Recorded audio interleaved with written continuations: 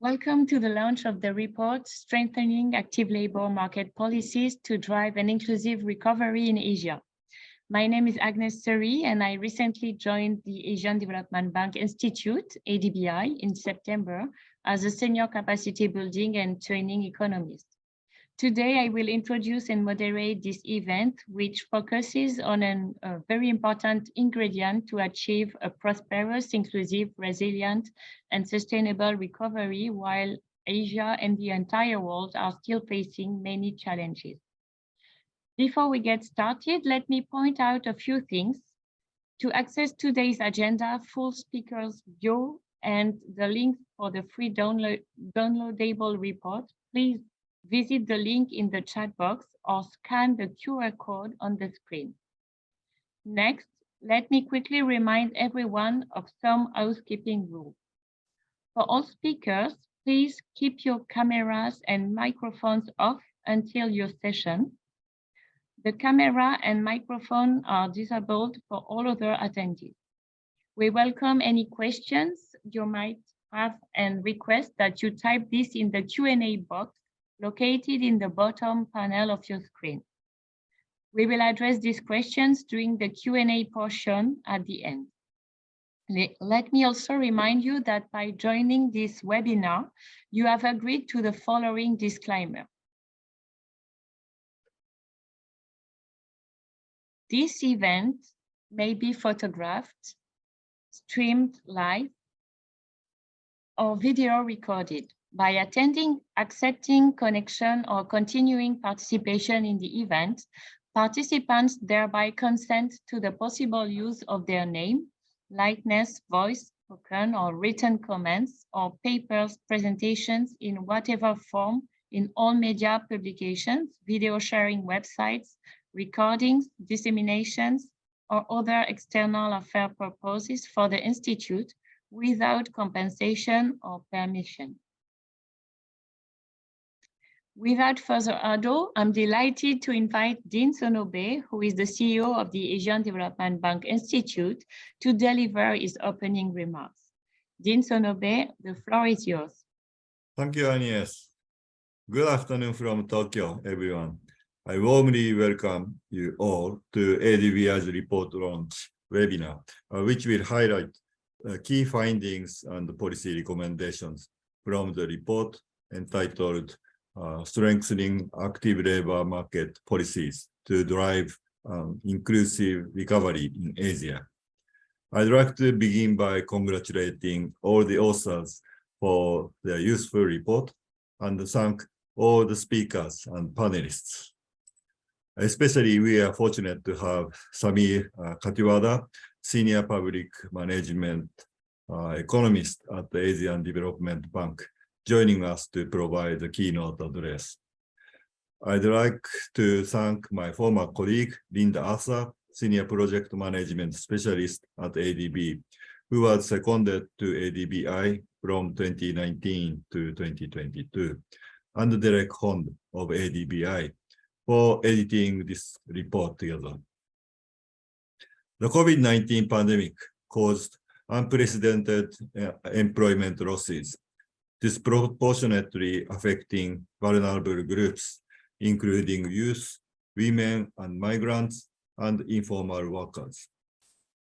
Across the Asia-Pacific region, many governments responded by rolling out massive cash transfer and in-kind transfer programs to stabilize household incomes so as to cushion the impact of economic shutdown on household livelihood. While these programs provided temporary relief, they might not be helpful enough in the long run for those who have been jobless and unable to find new jobs. In addition, many other people are at risk of losing jobs in future because of changes that began happening in labor market recently.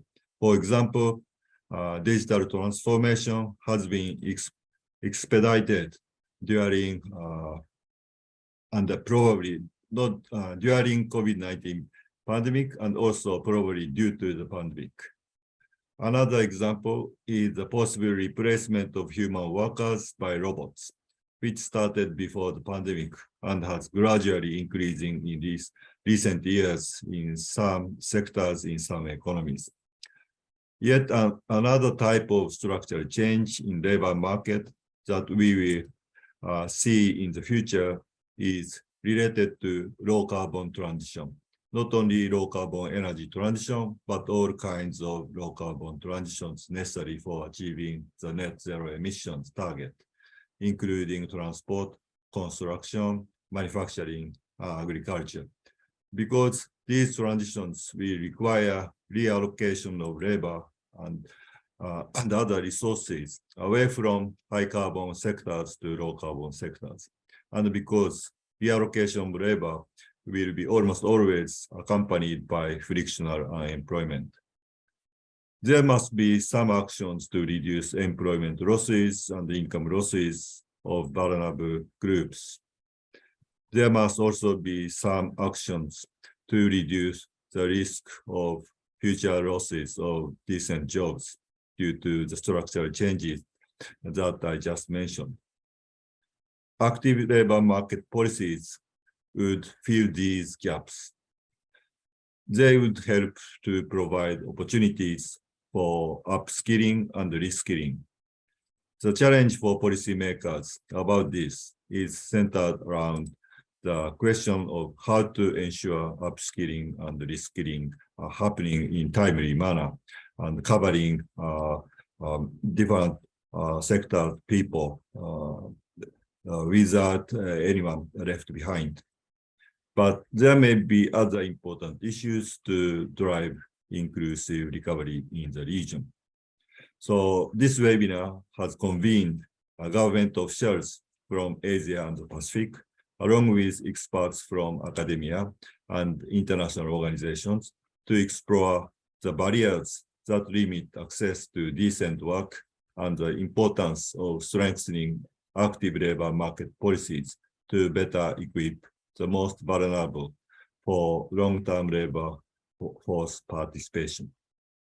I'd like to express my appreciation to our audience for your interest in this important topic and for taking the time to join us today.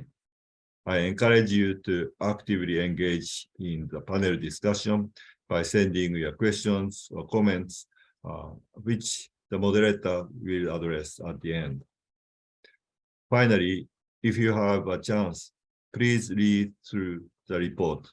Its in-depth case studies and valuable policy recommendations for driving an inclusive recovery. With that, I wish you all a very fruitful discussions.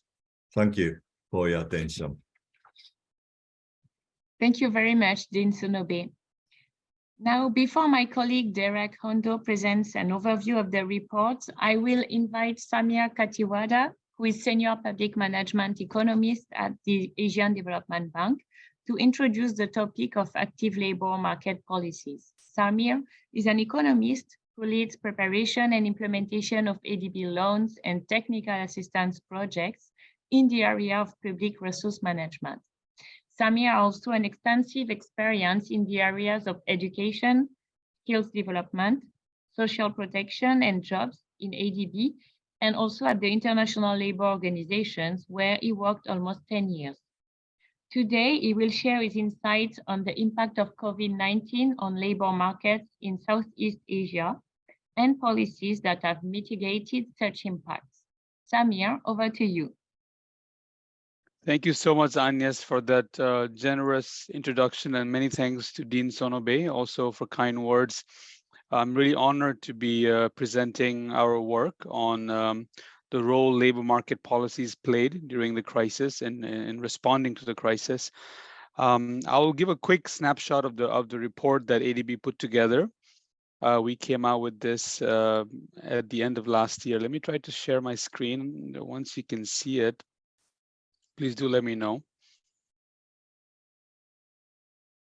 Okay, perfect. Okay, Yes. thank you so much. So the report was focused on Southeast Asia, and we call it a crisis like no other, and I don't need to explain to you why we called it that. So I'll spend about 10 minutes, a little less than 10 minutes going over this. I hope you can see my second slide, just making sure. Yes. Great. So, before I start going over the study, I liked what Dean Sonobe mentioned at the very beginning, when he was talking about the labor market impact of the crisis. And as we are sort of now talking about climate change and the impact it could have on labor market, the transitions that will be necessary. And that actually is the second part of the study that we're working on currently. It's looking at how is climate change impacting demand for labor, demand for skills? What does that mean for workers who are currently employed? What does that mean for people who will be entering the labor market? Because as you can imagine, there's a lot of demand from our clients for both lending and non-lending support or non-lending solutions and lending solutions from ADB. So we'll be working in that area going forward. Hence, there's a lot of need to create knowledge to inform our project and program design. And this particular study that I'm presenting today actually has been instrumental in design of a policy-based loan that I've been currently leading in the Philippines, which is going to the board actually tomorrow, to the ADB board. So this study has really played a key role. And so what we did in this study was that, and it's relevant, sort of setting the stage for the report launch, the ADBI report launch, which is quite nice. I encourage all of you to take a look at the report. So two questions that we tried to answer in our study was, first, how did labor markets in Southeast Asia adjust to COVID-19? Who has been hurt the most? Who, meaning what types of workers? And second questions that we asked ourselves was, what policies helped? So I'll try to give a quick answer to these two, and happy to take your questions at the end of it. So as you can imagine, 2020 was the year when COVID-19 struck globally. So in Q2 2020, we saw the job losses peaking across all countries. My apologies, you can't really see these bar graphs very, very well, but if you look at the report, you can go through them carefully. What I can tell you is that for all Indonesia, Thailand, Philippines, Vietnam, the countries we have here that you can see, in all these countries, we saw that Q2 2020 was the sharpest sort of decline in employment, or you can look at it from a sort of the status in employment change. A lot of people became either unemployed or stopped looking for work, right? And both of that is a cause of concern. If you stop looking for work, how long are you going to stop looking for work? That has implications for long-term prospects for employment, right? So that was the one big sort of impact. We saw this across all age groups, and you'll see that women were likely to leave the labor force more so than men. Those gray bars, the gray slices you see, those are exits from the labor force, and you see this more for men than women. For women than men, my apologies. The other finding we also saw was that youth share in job losses was higher than their share in employment across the most heavily affected sectors. If I want to just pick an example from the Philippines in education sector, so their share of employment pre-COVID was 17%. So their share of job losses was 51%. This is youth, 15 to 24, right? And you can see this in Vietnam. If you take a look at Vietnam in wholesale and retail trade, share in employment 10% pre-COVID, but then job losses 67%. Amongst the 15 and 24-year-olds. So again, young people were impacted heavily, and so were women as well. When we look at the mobility restrictions, and as we saw at the beginning of the crisis, not only work moved online. A lot of us were working virtually. Schools were closed. So a lot of the sectors were heavily impacted by this.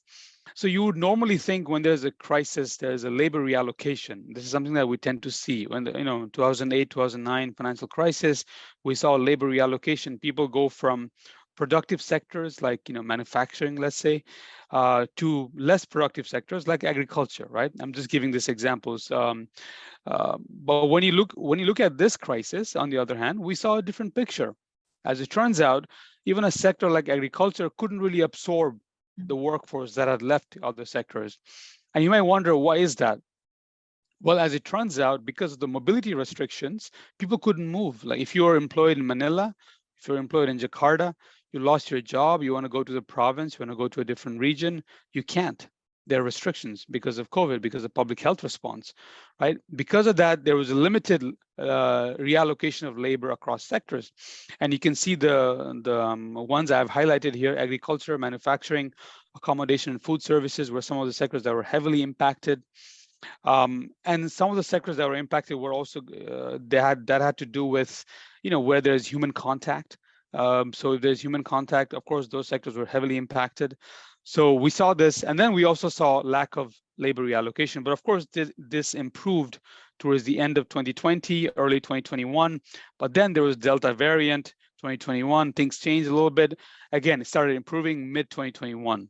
So you can follow these different phases of the crisis.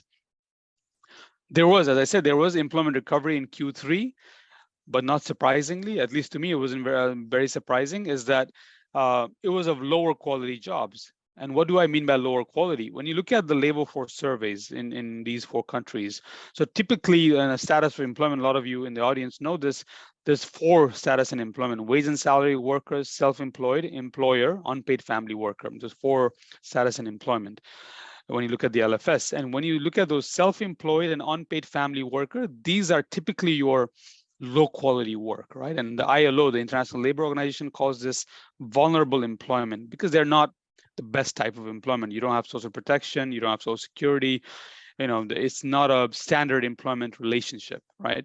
So that's where we saw the recovery in these 4 countries.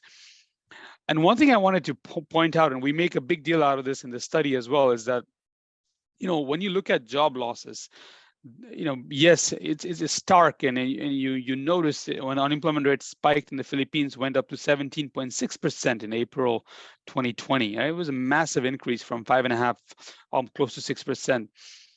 But then when you look at those headline indicators of employment, what you miss is that maybe many people who are working, their hours could have been reduced.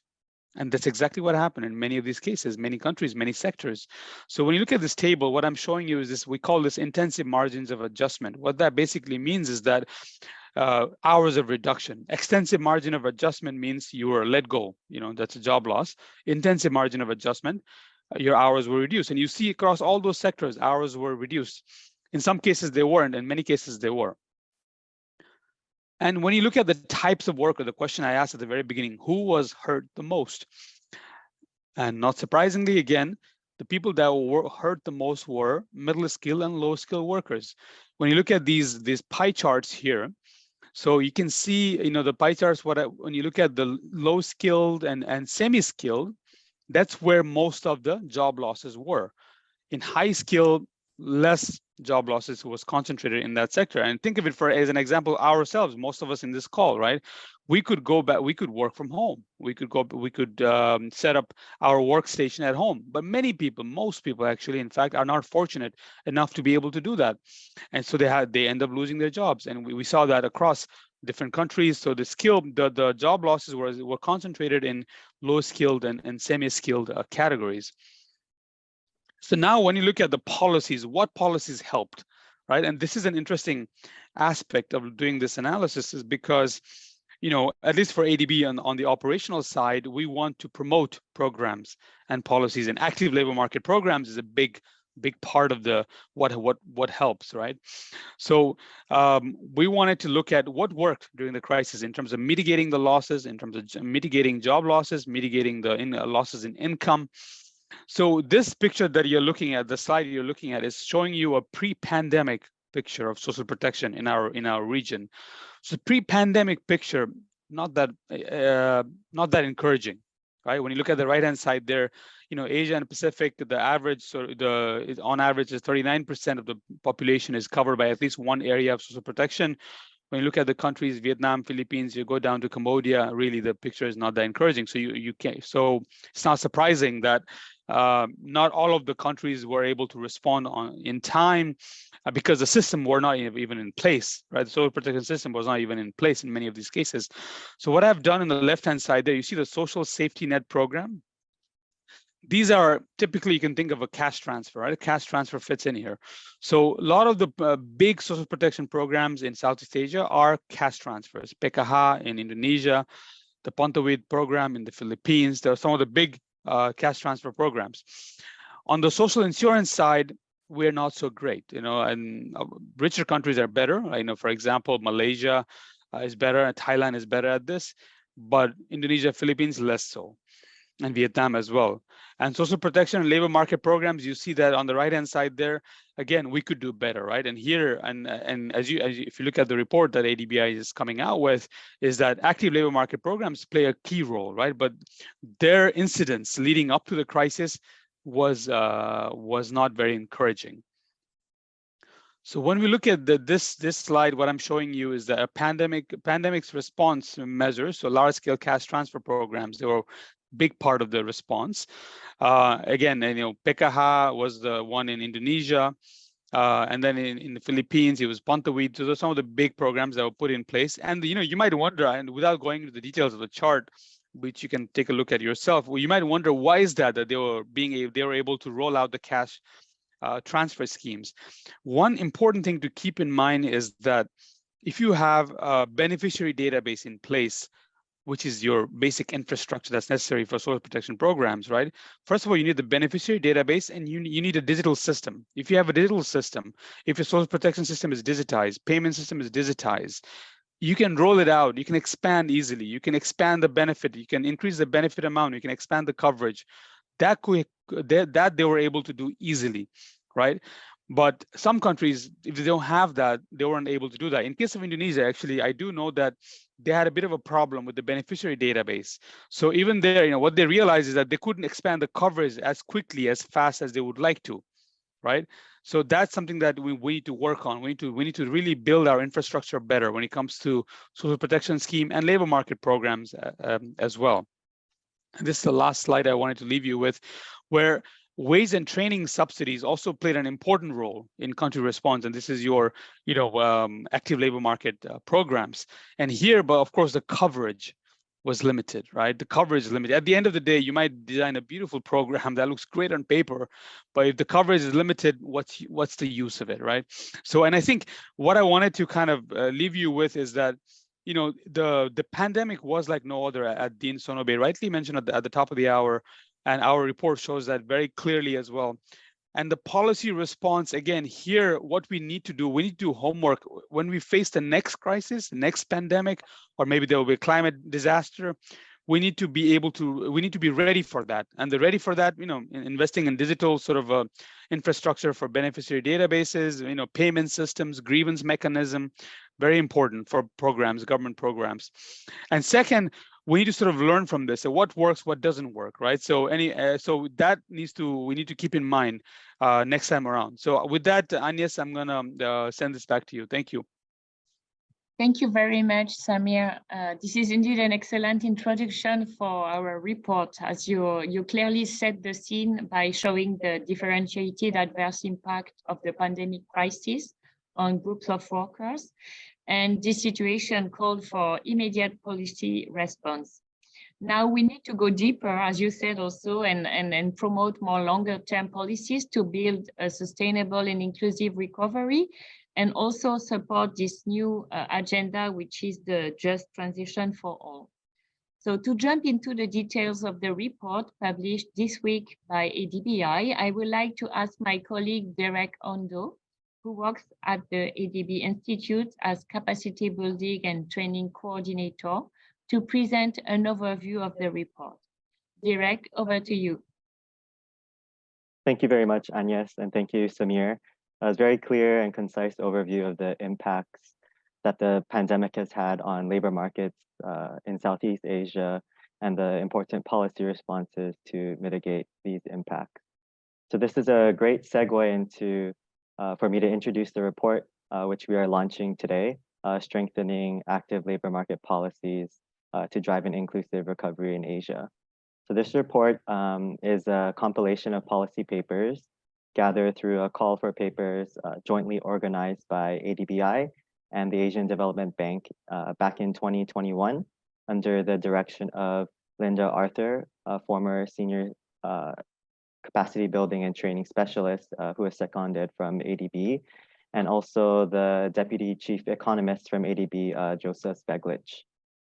So in October 2021, we held a two-day conference on boosting decent work in Asia for an inclusive recovery, where authors of selected papers presented their findings and policy recommendations, receiving comments and from a discussant and also their peers. And I don't want to repeat too much of what Samir already said, but I would like to emphasize the impact that the pandemic has had on employment, particularly the loss of the equivalent of 255 million full-time jobs, which is 4 times the amount lost during the global financial crisis in 2008. So lower middle income countries, many of which are located in Asia and the Pacific, were severely affected due to large numbers of youth, women, informal workers, and returning migrant workers who were the hardest hit groups. The pandemic has also accelerated the digital transformation of work. And as Samir and Dean Sonobe mentioned, climate change will also continue to transform the labor market, which will require upskilling and reskilling. This puts additional stress on many of the under or unemployed who may face difficulties when entering a transformed job market. So in this way, active labor market policies can assist in the recovery process due to their income generating potential for the underemployed and unemployed, especially over the medium to long term. So whereas social protection programs such as cash transfers are much more short term. So in this sense, a shift to income enhancing programs is much more sustainable for the long term. So this report covers some of the different types of active labor market policies, such as retaining and or creating employment, human capital enhancement, and improved labor market matching. It is structured into 2 parts.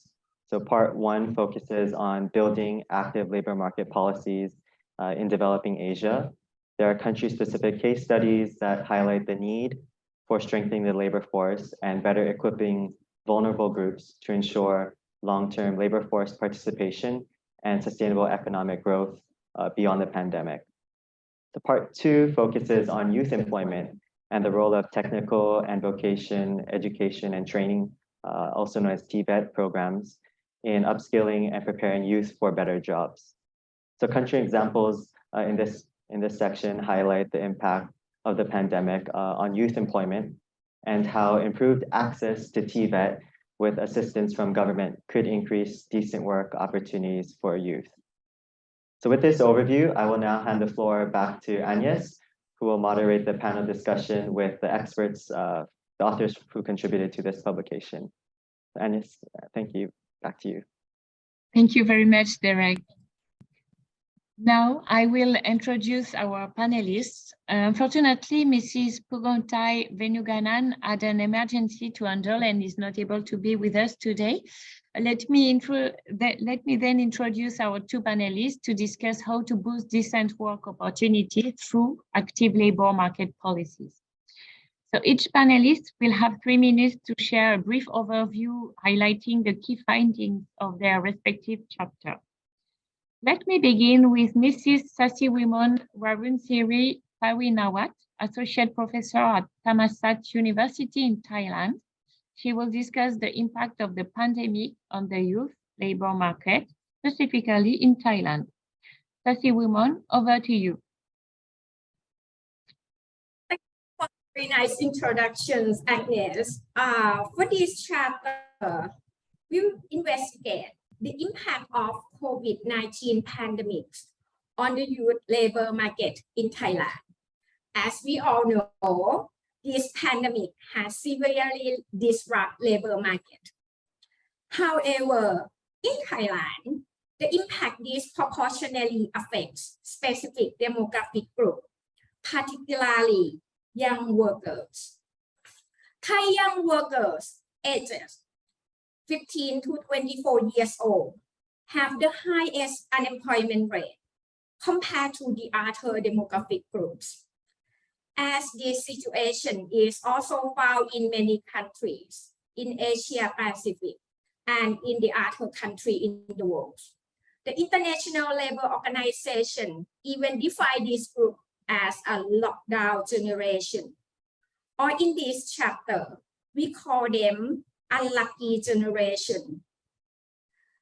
They will not only suffer from unemployment during the crisis, but they will also face the long-term damage in their future career path. In Thailand, young workers are overrepresented in the high-risk sector that are affected by the economic disruption, as well as the several government measures, particularly social distancing measures. Furthermore, majority of them work in the occupation with less flexibility and more unstable job, and the majority of them work in the private sector. If we classify by education, those with university education have the highest unemployment rate. If we classify by gender, female workers are more vulnerable compared to the male worker, as most of them work as a service workers in the service sectors, hotel, restaurant. Even though the Thai government has various supporting measures targeting on these young workers. For example, the government launched the policy of job creation schemes to promote employment of newly graduates in the university level. However, the effectiveness of the program is in doubt because majority of them is not covered by the program. Furthermore, most young workers, they work in the hard sector with the low employment demand during the crisis. This is the summary of my chapter. Thank you. Thank you very much, Shasi Wimon. Let me now introduce Mr. Indrajit Bayaradia, Assistant Professor at the Institute for Social and Economic Change in Bangalore in India. His chapter focused on the differential impact of vocational training on earnings for different types of employment. Indrajit, over to you. Thank you very much for a nice introduction, and I thank at the outset the organizer for giving me this opportunity. In our chapter, we have started with a presentation of the distribution of working age population by different types of employment classifications in India, and it is seen that almost half of the working age populations are included either in unemployment category or not in labor force category, and out of which a major chunk are involved in the category of not in employment, education and training category, which is a cause of concern as India is passing through the phase of demographic dividend. Out of this total workforce, the majority of them, about 50% are engaged in self-employment activities, and another 39% are in informal employment, remaining 11% are in formal employment. But informal employment is not restricted only to the informal sector. A large percentage of formal sector's employment are also the kind of informal in nature. Therefore, we have divided the employment into four major categories here: that self-employment, informal employment in the formal sector, informal employment in the informal sector, and formal employment. Then we try to assess the impact of both formal and informal vocational training on the participation of all these four categories of employment in the first stage, and in the second stage, the impact of these formal and informal vocational training on the earnings from these four types of employment. The major conclusion from our chapter is that that those who are with formal vocational training, they mostly prefer to join formal employment. But even after having formal vocational training, a large number of them remain unemployment. So which indicates that participation in formal vocational training by itself does not necessarily ensure employment. Therefore, this employment generation for this formal vocational training and the proper coordination needs to be established. And most importantly, in addition to this formal vocational training, a large percentage of working age population joins for informal vocational training. And informal vocational training has also significant impact on the participation for all these 4 types of employment, as well as earnings from the employment, earning from these all categories of employment. Even though on an average it has positive impact, when we see that the impact of formal and informal vocational training on the earnings from different quantiles, we see a heterogeneity, that formal vocational training does not have significant impact for the lower quantiles of informal employment and self-employment. At the same time, informal vocational training does not have significant impact on the higher quantiles of formal employment. Earnings from this formal employment. Therefore, the formal and informal employment, the formal and informal vocational training can learn from each other, so that both the trainings would be effective for every quantiles of formal employment, informal employment, and self-employment. I will stop here. I will be happy to take questions. Thank you. Thank you very much, Indrajit. Now, let me look back to Sasiwimon for asking a couple of questions. Sasiwimon, with significant job losses, the COVID-19 pandemic had a greater impact on young workers, as you highlighted just a few minutes ago, compared to other age groups. In your chapter, you make even a reference to this lockdown generation. And this may have, of course, long-term repercussions to driving sustainable development. How has the Thai government addressed this issue? And from your perspective, what medium to long-term solutions would be necessary to better engage young workers? Thank you. Actually, the Thai government has already addressed this issue. You know, they launched several policies. For example, like I told you about the job creation scheme for newly graduates in university level, right? But clearly, the core rate is the majority of them are not covered by the program. And in my opinion, for the medium and long-term solutions, the government could address this issue by implementing the active labor market program to tackle this youth employment crisis. The policy might require at the same time, the government need to support hard companies and the industry to maximize the job creation efficiency. For example, like the policy needs to be more tailored to target different kinds of unemployment, target the various young workers with different education levels, different industrial sector, and occupation, gender, and also different working status. The government policy needs to account for countries' socioeconomic context, such as like social norm, the labor market structure.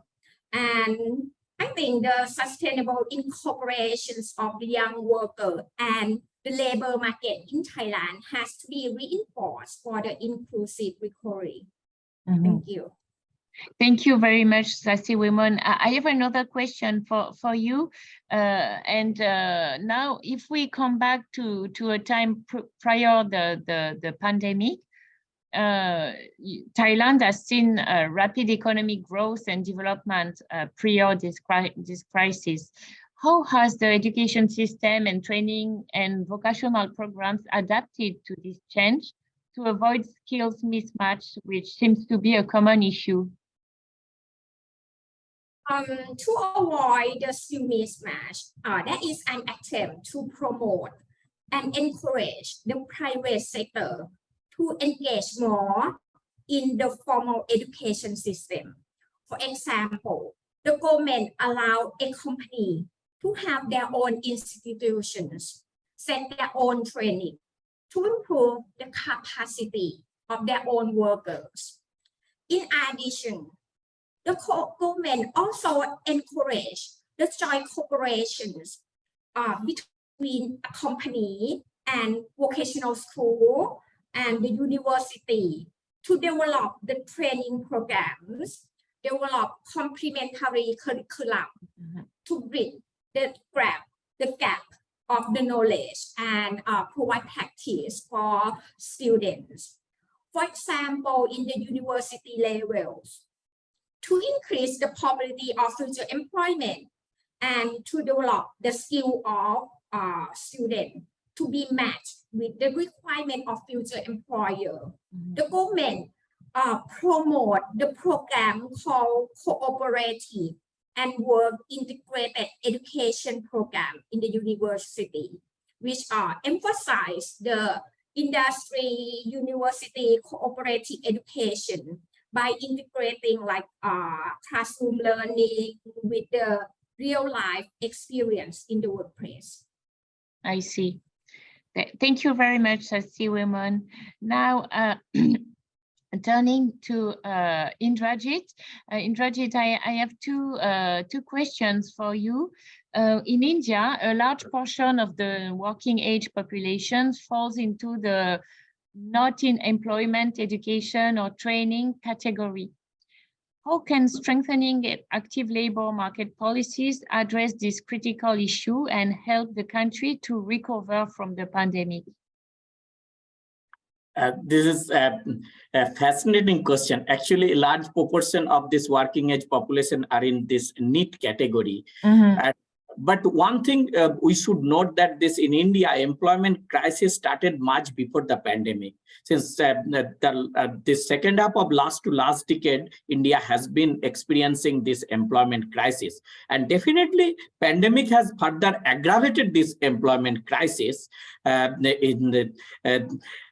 One thing we can suggest that creation of employment, definitely there is no other alternative because only 11% now are engaged in this formal employment as formally employed. But one thing, this from the supply side, this skill training can also, this vocational training can also make a significant difference. And that has a significant impact for the self-employment. Why am I telling that? We have some evidential proof.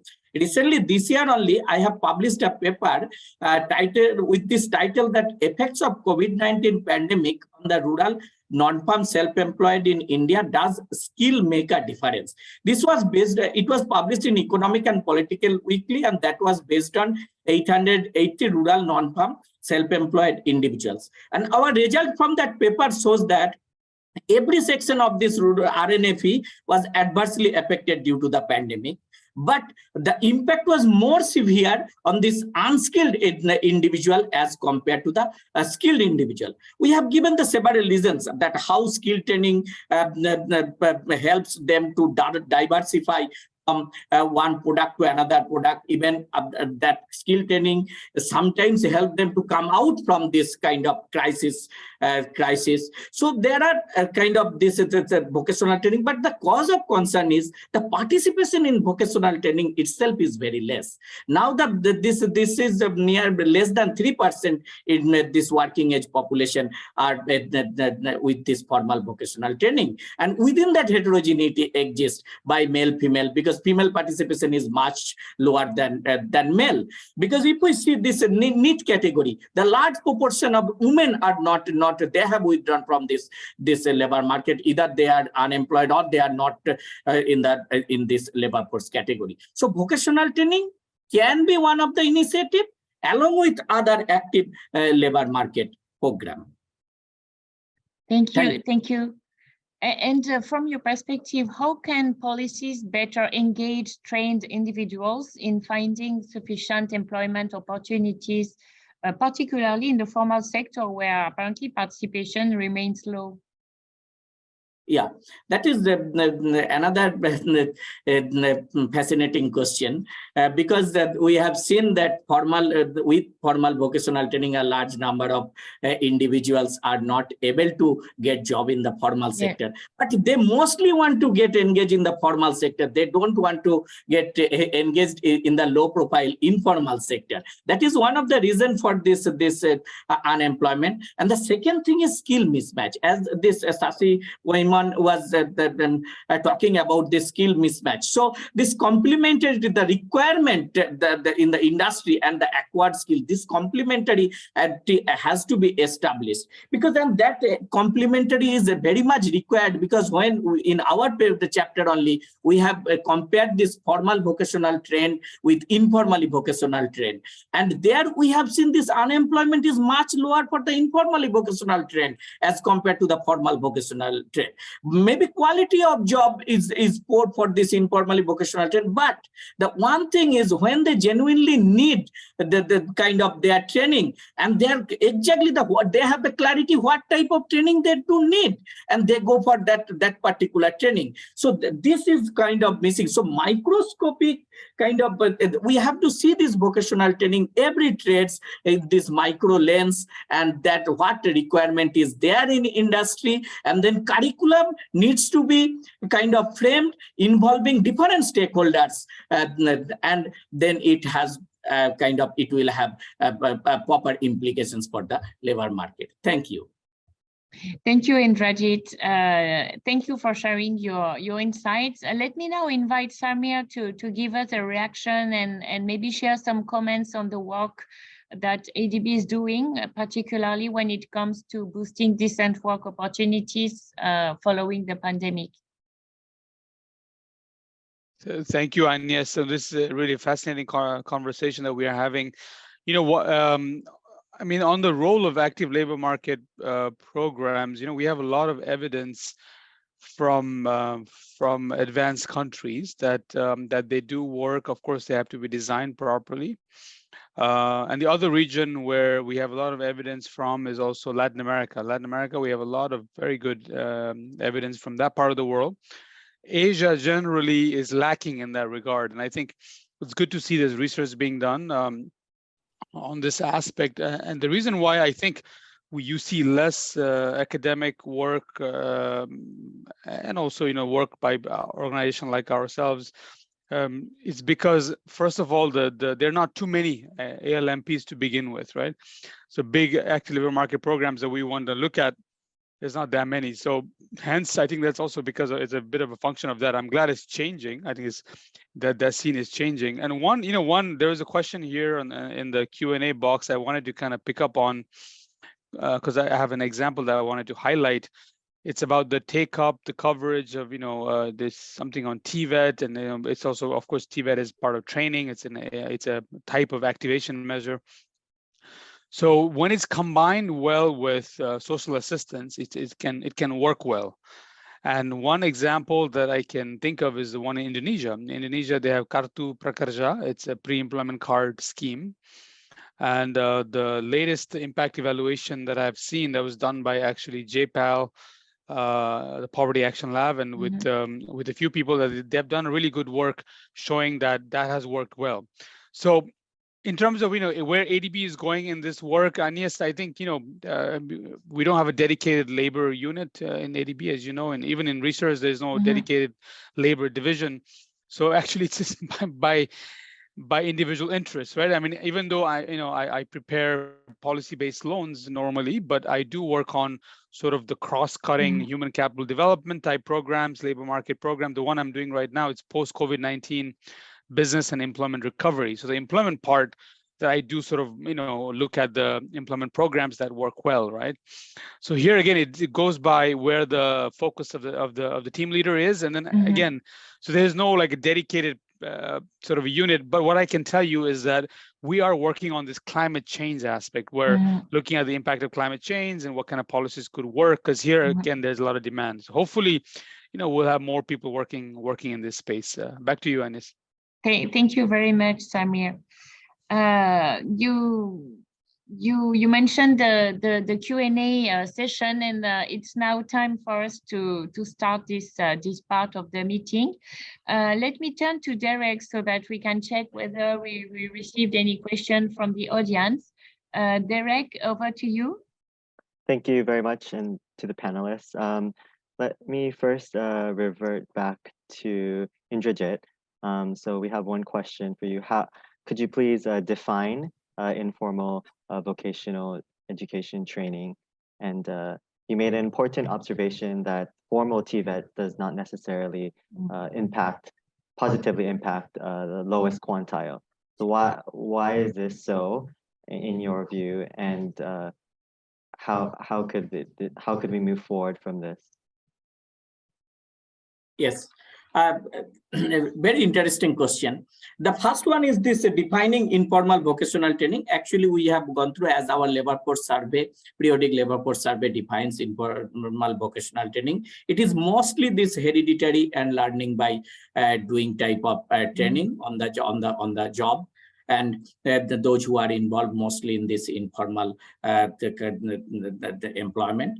And then why this formal vocational training doesn't make significant contribution to the lower quantiles, but they do make significant contribution across all the quantiles of formal employment. Here we need to make a note that formal vocational training doesn't make significant contribution for the lower quantiles of informal employment, possibly because of the fact that the curriculum has been structured for keeping in mind that formal employment and that the activities take place, because they need to bring this kind of the clear idea that even because the lower rank informal sector and what type of employment that takes place there and what type of training is required, possibly those are not properly included in this formal vocational training. Thank you very much. Okay, and then I have another question. Anyone is free to answer this one. Or Samir, if you'd like to take a stab at it first. But this is from Dr. Santosh Kumar Mishra. So he asks, what measures would you suggest to adequately, what measures would you suggest to adequately address employment for informal sector workers in Asia? So how can we support some of the most basic medical services in quarantine areas?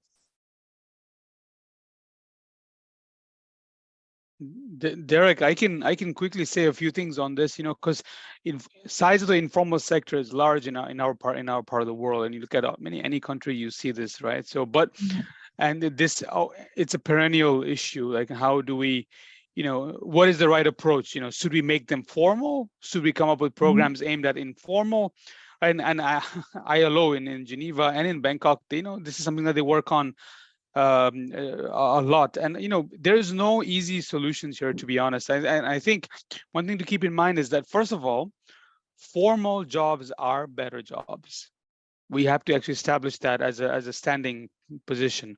Formal jobs are better. Nobody likes to be informal, because what is informal? Informal is vulnerable income, right? Your income is not secure, your job is not secure.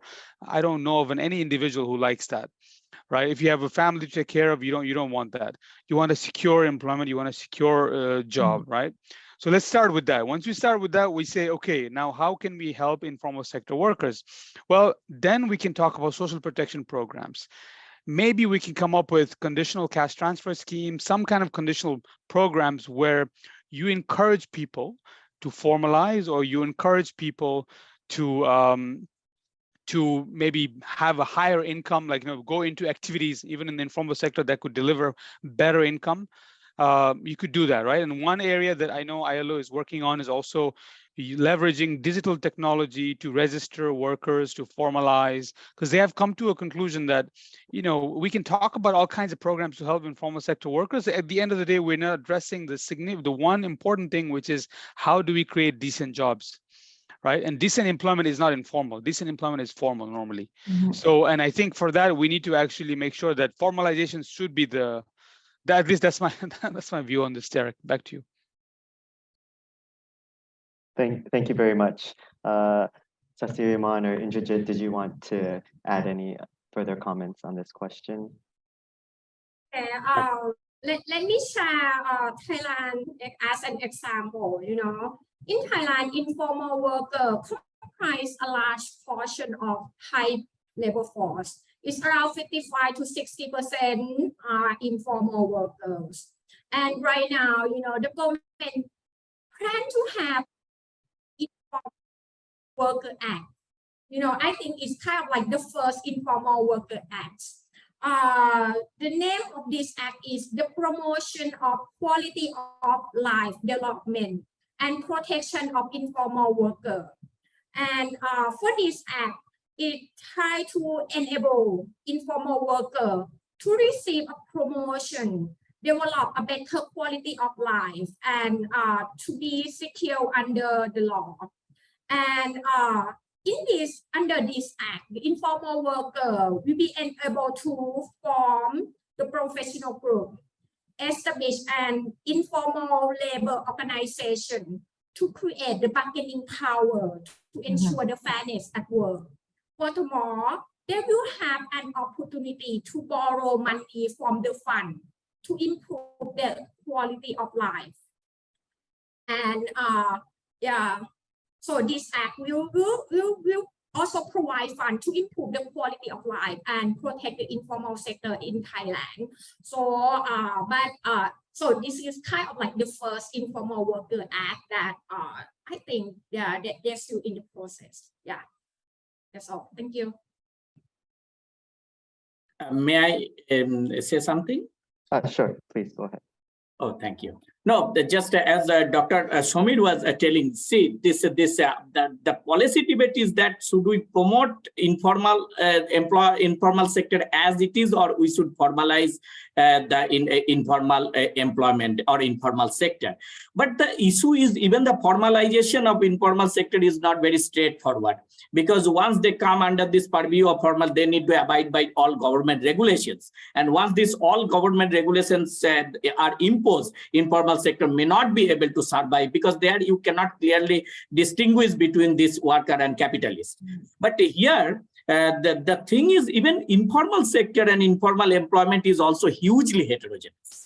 And there this common policy may not work, because we need to target this specific policies for specific type of informal sector and informal employment, because the ILO has kind of a clear guidelines about this quality of employment, and Sasi was talking about something, that quality of life as well as quality of employment. So that guideline sometimes, if it is followed, but it is not that easy to implement, because without kind of this segregating this informal employment into different categories. Thank you, Indrajit. Yeah, that's a very important point. Focusing, you know, there needs to be sector specific as well. Okay, we have, I think, enough time for one more question. So I'd like to invite the Deputy Dean of ADBI, Dr. Beck. He has a question.